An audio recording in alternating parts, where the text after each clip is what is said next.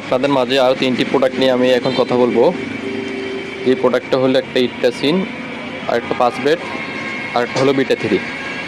আপনারা অনেকে বলেন আপনাদের হাঁস মুরগি ঘাড় বাঁকা হয়ে যায়, বা এই যে হাঁটতে পারে না, ল্যাং করে হাঁটতে, তাদেরকেই বলবো আপনারা এই 3টে ওষুধ 10-15টা হাঁস মুরগিকে একসাথে মিক্স করে 5 ভাগ করে 5 দিন খাওয়াবেন খাদ্যের সাথে।